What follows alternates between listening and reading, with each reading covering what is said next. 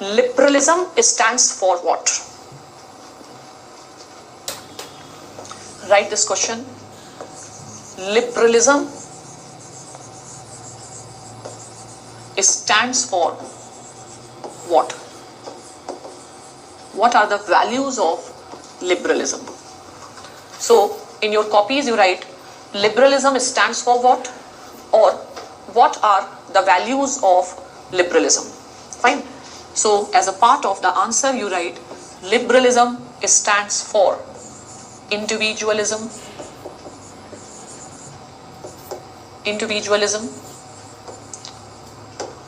and freedom or liberty and the rights. Liberalism stands for freedom, liberty, rights and individualism. Okay? And who is Karl Popper? He is a liberal scholar. Fine.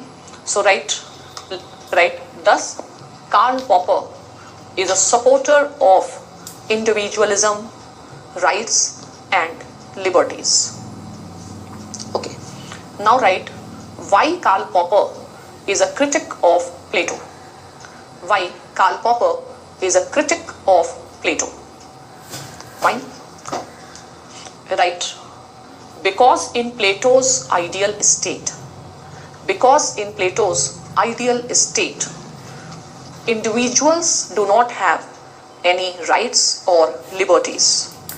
Because in Plato's ideal state, individuals are not given any autonomy, freedom, rights, liberties. Okay? Right. In Plato's ideal state, citizens were supposed to make sacrifices for the state. Citizens were supposed to make sacrifices for the state. Okay. So, because he is a champion of rights and in Plato's state there is no rights, Karl Popper is a critic of Plato. I hope you have understood this. So write, according to Karl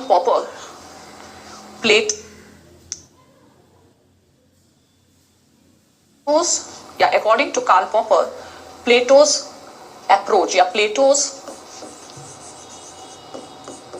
political program is totalitarian. According to Karl Popper, Plato's political program is totalitarian. Okay? Now write, what is totalitarianism?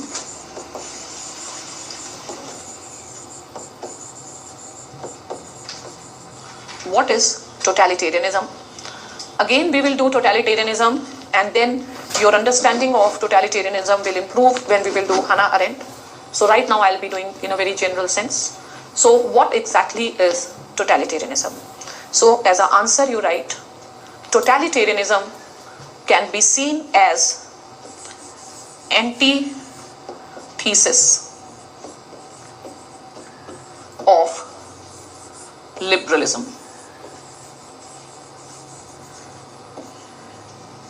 Totalitarianism can be seen as antithesis of liberalism.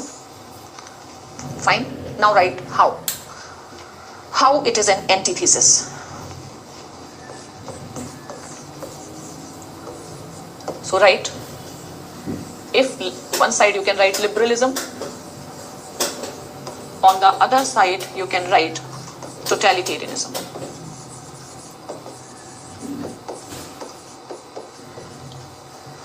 So liberalism stands for individual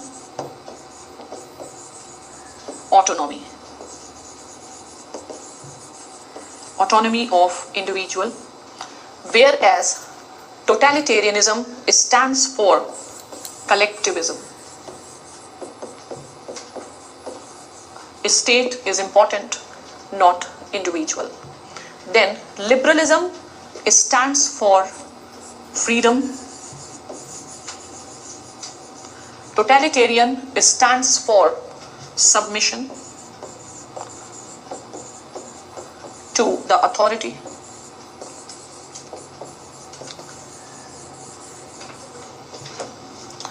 And liberalism stands for the rights.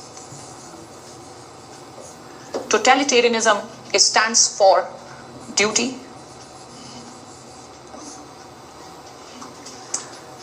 Again, I'm writing here, liberalism stands for the rule of law. Totalitarianism stands for the rule of person. Rule of person. So, liberalism stands for democracy. It stands for authoritarianism. No democracy. So basically, liberalism stands for individual autonomy. Totalitarian stands for, totalitarianism is an antithesis, means no autonomy, or you can also say the total control of the state. Total control of the state on the life of the people, and the people are not given any autonomy. So I hope you have understood what is totalitarianism. Okay.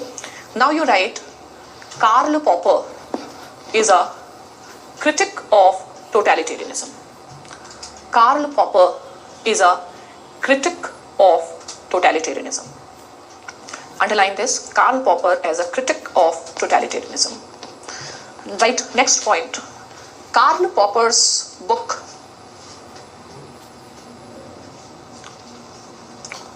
Open Society and Its Enemies. Open Society and Its Enemies was conceived. He started thinking on that book. Conceived in 1930s, which was later on completed in 1960s. So Karl Popper's book, Open Society and Its Enemies, he started conceiving to write the critique of totalitarianism in 1930s.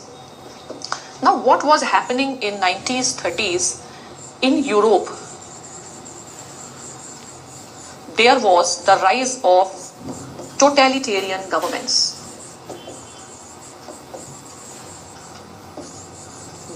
He belonged to Austria. Even Austria came under the influence of totalitarianism. And the two examples of the totalitarian states, the two prominent examples you can give is Germany under Hitler, interwar period, Germany under Hitler, and USSR under Stalin. So Germany under Hitler and USSR under Stalin. So what you can say, the two examples of totalitarian states, fascism and communism. Fascism and communism, they are the two examples of totalitarian states. Okay. So you can write side by side, Western world, which is a liberal world, has seen the rise of two enemies during the interwar period. One was fascism and the other was communism. And fascism was defeated in the Second World War. Communism continued and collapsed in 1990s, the two enemies of liberalism. Okay. So Karl Popper calls Plato as an enemy of open society, or he calls Plato as the father of totalitarianism. And because during his time he witnessed the rise of totalitarian states. And the two examples of totalitarian states are fascism and communism. Fine. So two types of states: the liberal state, where people have rights and liberties, which you call it as liberal democratic state, and the second is the totalitarian state. Fine. So the liberal states, you can say US, UK, France. The totalitarian states, where people do not have any freedom, liberty, examples are fascist state, communist state. Fine. And fascism was defeated in the Second World War. Communism got defeated in 1991 with the collapse of USSR. Again, if you talk about the present, let us take the examples from the present. So, from the present, you can say that US, UK, France, Japan, Australia, India, they are liberal democratic states. And US has a, let us only take US. So the two enemies of a liberal democratic states at present are the two totalitarian states. One is Iran, representing the Islamic fundamentalism, and the other is China, which is an authoritarian state. And according to US, these are the examples of totalitarian states. So in totalitarian state is all powerful, state has unquestionable authority, be it the supreme leader Ayatollah Khamenei in Iran or Xi Jinping in China. People are not having any rights, liberties. It is all duty, responsibility. The leader is like the philosopher king. Okay, so Karl Popper is a critic of totalitarianism and a supporter of liberal democracy. Fine. So, what made, or you can say, what made Karl Popper to look into the works of Plato? So Plato's work is around 347 BC. Karl Popper is a scholar of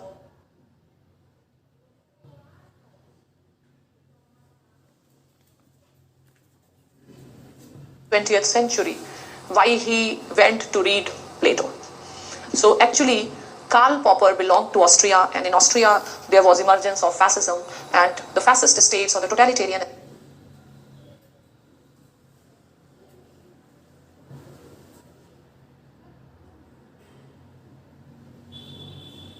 states, they sustained by excessive use of violence, whether it was former USSR or Germany or Iran and all these type of states. So Karl Popper wanted to understand the philosophical origins of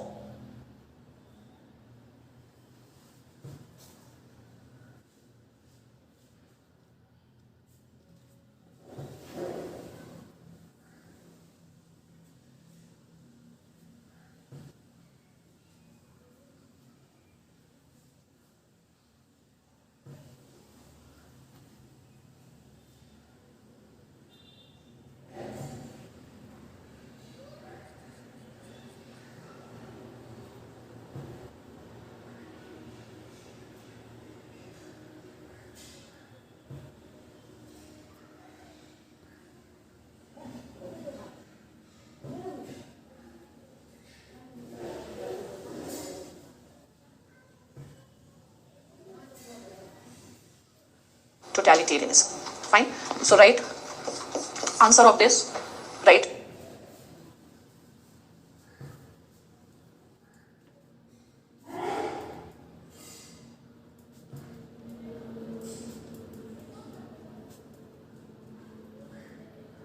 during the time of Karl Popper, there was a growth of totalitarian states. Right? Karl Popper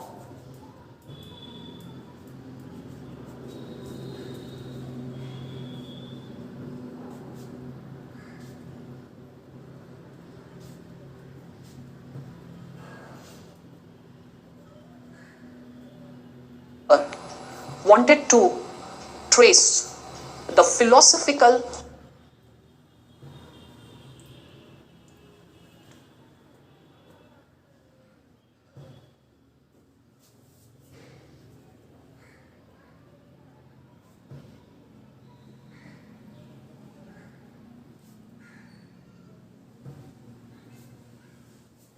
totalitarian states. Right? Karl Popper wanted to trace the philosophical origins of such thinking. Karl Popper wanted to trace the philosophical origin of the totalitarian thinking. Right?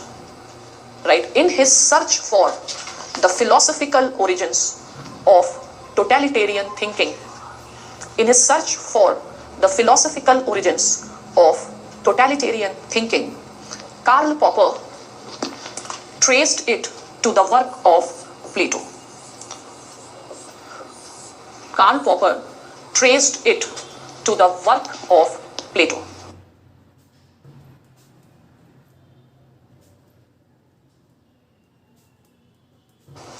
Right? Karl Popper called Plato as the father of totalitarianism. Karl Popper called Plato as father of totalitarianism, and Karl Popper called Plato as enemy of open society.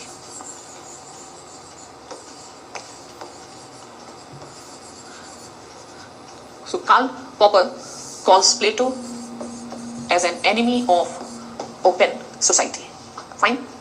Now, right, besides Plato, Karl Popper also includes Hegel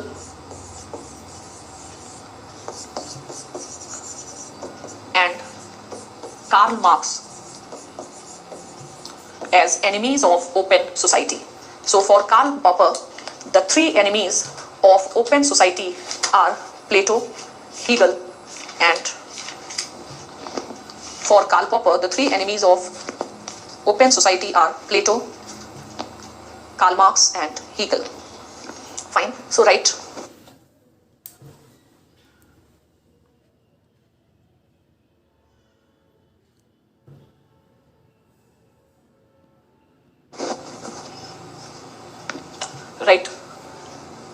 Karl Popper's book, Open Society and Its Enemy. Karl Popper's book, Open Society and Its Enemy, is published in 2 volumes. 2 volumes. Right. The title, 2 volumes, the title or the subtitle of the first volume is The Spell